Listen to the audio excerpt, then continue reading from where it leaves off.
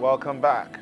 From taxation, another form of revenue generation for the country, we move on to look at internally manufactured products, locally made products from all spheres. And I have joining me in the studio to discuss boosting the Nigerian economy with production of materials, all sorts of things. If you go to places like Aba, there was a time you hear about Aba made. They talk about shoes, they talk about clothes, they talk about nails, they talk about nails for building. There are a lot of things that are manufactured in country. Talked about hides and skins at the time in Kanu. That's up to now they're still exporting that. But hides and skins spread around the country used in the production of shoes. Well, where are we going from now? Sometimes talking about these things can be so interesting. Anyway, so we're looking at locally made products. And to join us to discuss this, George Onafokan is the Managing Director of Coleman Wires and Cables. Thank you for joining us. Thank you for having me. You're a member of the Manufacturers Association of Nigeria. Yes. Okay. Now, let's begin with a look at the Nigerian Export Promotion Council trying to encourage the production of locally made goods. Locally made goods made up about 89.2% contribution towards the Nigerian the gross domestic product of the country in 2014. But in 2011 it was about 68.9%. So that's an increase. Yeah. But let's look at it. How is it like working locally? I think we have to look at it two ways. There is always the negative that everybody always thinks of first, which is the infrastructural problems when you think of working locally. But if you think that way, we might as well say that we would have no local production because we would have too many risks associated with local manufacturing. Now, that being said, on the other hand, I think there's a lot of plus to local manufacturing in the sense that at the beginning you might have your teething issues, but there is gratification in actual local manufacturing because on the long term, I think there's a lot more focus in locally manufactured product. Again, I'll say in the last 10 to 15 years than we had previously. I think we slightly jumped in the 80s, early 80s, into this mode of import dependency.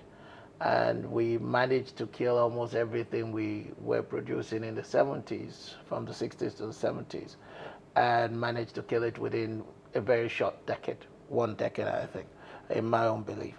Now, in the last 1 or 2 decades now, we tried refocusing, especially in the last 1 decade, on locally manufactured product.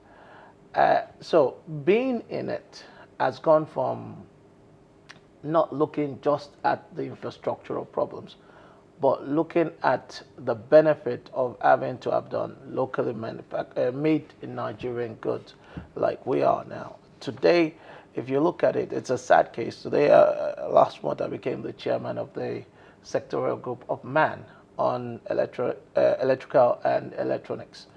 And I looked at it, the previous chairman made a statement. When he started, he was quite long there anyway. When he started, the association as a national body had over 150 members, which categorized into 3 subsectors of MAN. As of the time I was taking over, we were less than 35. So that means how many companies have shut down? Over 115? Correct. So shut down. Shut down. They didn't exist anymore. So it's not a case of they just didn't exist anymore. So when you look at that today, that is a very sad case scenario, which is my own belief now, even from the association perspective and from a manufacturer's perspective, is to, one, guide against the remaining 35 going down, and then see how do we go back to 150. So 150 here being the whole of MAN or just your sector? Just a subsector because man has about 6, 7 sectorial groups. Okay. Then they all have different subsectors. Now, so those sectorial groups account for another set of people, manufacturers, I'll say. But within those subsectors, you try and make sure that no matter the number of subsectors, you don't have a subsector like in this sector, there's 6 subsectors, of which some of them only have even one member left. Some don't even exist anymore. They just have a name on man, but really don't exist. Okay. We'll come back. We'll continue this conversation, but let's bring in somebody else to join us from our Abuja studio. Odun Emasalu, Vice Chairman, Manufacturers Association of Nigeria, Abuja chapter, and Managing Director of Interior Woodwork Limited. Okay, he's not here. He's not ready for us. He will be joining us shortly, but he'll be joining us from our Abuja studio. He's of the woodwork sector, I mean, wood manufacturing. But is it possible, especially now that the federal government and even the states are saying it's time to look inward? We just finished talking about taxation, Yes. the tax system in Nigeria. And I do know that you pay your taxes, but are your products enough? I mean, the purchase or patronage for your product, for locally made products, is that enough, as it speaks, encouragement for you to even want to release of your taxes? And then Export Promotion Council is also thinking about how to get Nigerian products out there. So let's begin with the local. How much of patronage are we getting for Nigerian products? I think the patronage of Nigerian product is not as good as it should be. I think we all started looking at local content issues, I think which brought about the local content oil and gas laws. Now everybody's screaming that there should be a national holistic local content law because unfortunately you don't have a forced local content law that says every ministry, every department of government must buy local. I won't force private sector, but people should not pay taxes and find out that rather than a Nigerian benefiting from the locally procured material for the projects they're doing, we're investing all our time importing everything.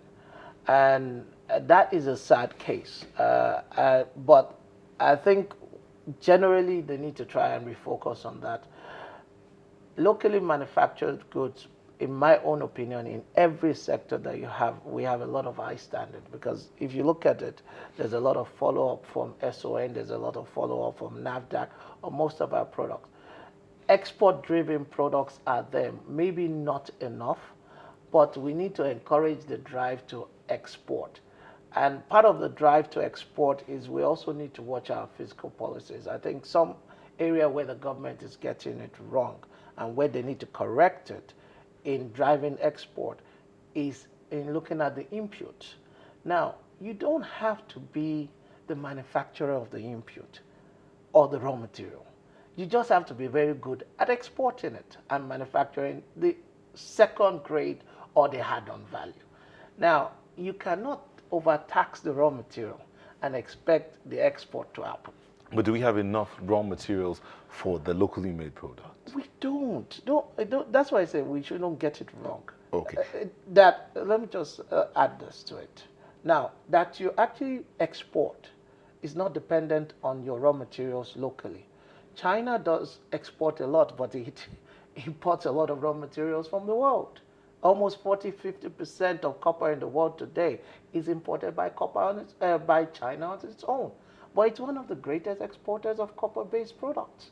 So you don't have to over-focus on the raw materials existing in the country. You just have to focus on being able to add the value that gives you that premium. Okay, let's see now. Mr. Emaselu, Vice Chairman, Manufacturers Association of Nigeria, Abuja chapter, is ready for us, and Managing Director of Interior Woodwork Limited. Thank you for joining us. Thank you. Good morning. We're looking at we're looking at internally produced or locally produced materials or products ready for export. The Nigerian Export Promotion Council wants to increase export of Nigerian products. Now, your colleague here, Mr. Ndufokan, is talking about not really focusing as much on the raw materials that are being imported, but on adding value. Are Nigerian manufacturers focused on adding value as much as they should?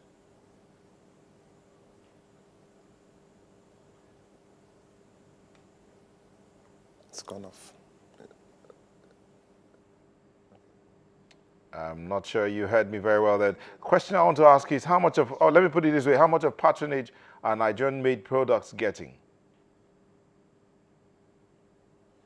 Okay, good morning, Nigeria.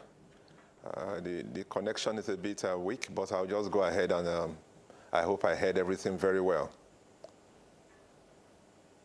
Well, manufacturing is key to our economy. And also, people have invested and people are doing so much trying to bridge this gap.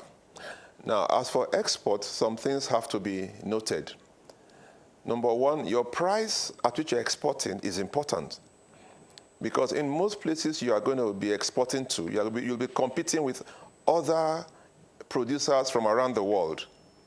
Now, when our cost here is so high, how do we compete abroad? You know, before now, we've been exporting natural resources, which is not available in most countries abroad. I mean, like even the crude, I mean, the minerals that we export, the timber we used to export, they are able to buy it because they don't have it. But when we now produce things here, finished goods, and take it outside, and you have goods coming in from China, from Europe, competing, we need to watch and we need to look at our raw materials, look at the cost of production, cost of funding, the tax regime, so many things that are coming, and the cost of labor, which for now puts us at a disadvantage. Now, however, when it comes to the real export, I mean, I tried to export some things recently. It was hell. It was so difficult. There's so much bureaucracy, so much difficulty that we're not encouraged to go through that process anymore. So I think the government has to look at issues that will make export relevant. And also,